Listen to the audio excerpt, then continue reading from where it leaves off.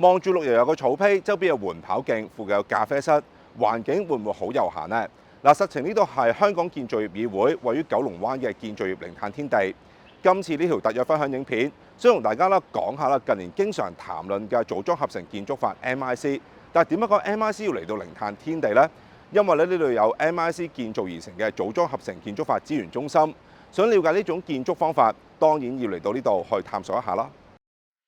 MIC 可以理解為先裝後嵌，佢嘅概念係盡可能將工序移師工廠內進行，將組件結構、飾面、室內裝修、屋宇設備等等都喺廠房裏邊完成，經過生產商質量控制同埋檢測之後，將獨立組裝合成嘅組件運上去到工地，並以高效同埋安全嘅方式裝嵌成為建築物，減少現場施工。又嚟睇下呢個300零尺嘅一房單位啊！嗱，呢邊咧洗手間嚟㗎。再過嚟呢邊咧就係開放式廚房，對面咧就係一間睡房嚟㗎。再過嚟咧呢邊就係客飯廳嘅主體面積。如果唔同你講啦，你會覺得同一般嘅私人住宅樓冇乜太大分別。實情呢個單位嘅裝修組件全部喺廠房預先生產好，再攞過嚟呢邊裝嵌。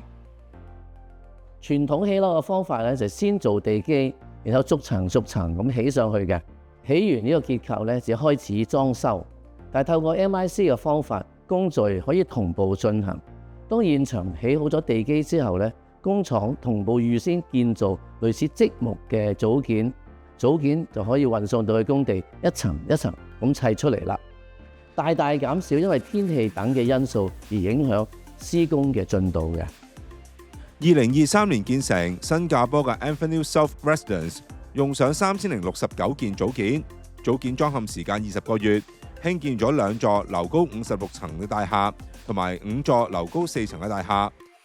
同樣2023年建成，全球暫時最高 MIC 鋼結構嘅英國倫敦 College Wood Cordon 就用上1725件組件，興建咗2座分別高35層同埋50層嘅住宅大樓。整個項目嘅施工時間前後只係用咗2年8個月。香港建築署嘅將軍澳百勝角消防處已婚人員宿舍，全港首棟 MIC 高層建築香港科技園公司嘅創新斗室，起樓時間比用傳統方法縮短3成同5成，都減少咗地盤現場所需人手。目前全港大概有66萬個註冊建築工人，平均工人年齡大概47歲，當中有大概40%嘅半熟練工人同埋熟練工人嘅年齡喺55歲或者以上。隨住建築工人逐漸退休，引入 MIC 技術可以舒緩人力短缺問題，長遠仲能夠降低建築成本。喺工廠生產組件都有助控制物料同埋能源用量，同埋減少工地灰塵同埋噪音對周圍環境嘅影響。起初我哋預製技術只係應用喺樓宇嘅部分構件，好似預製外牆、半預製樓板、立體預製廚廁等等。透過不斷嘅改良同埋演變，同埋喺運輸物流等情況許可之下，我哋將個組件嘅規模越做越大，內部嘅裝置咧亦盡可能全部做妥，務求將建築嘅工序盡可能喺工廠完成，發展為而家嘅 MIC。隨住 MIC 技術不斷提升，建築工人喺工地現場能夠更加精準將呢個組件安裝。MIC 結合機電裝備合成法 MIMEP， 能夠將需要經過精密計算嘅機電裝備、外牆排水喉、水泵、風機等等，通過喺工廠進行大部分嘅組裝。沙田月明邨長者屋松月樓就結合咗 MIMEP， 從機電設備生產圖運輸去到組裝，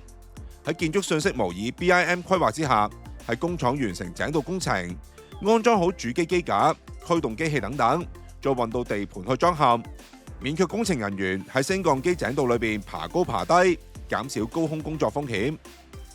近年特區政府積極推廣組裝合成建築，除咗為採用 MIC 項目提供額外1成樓面豁免之外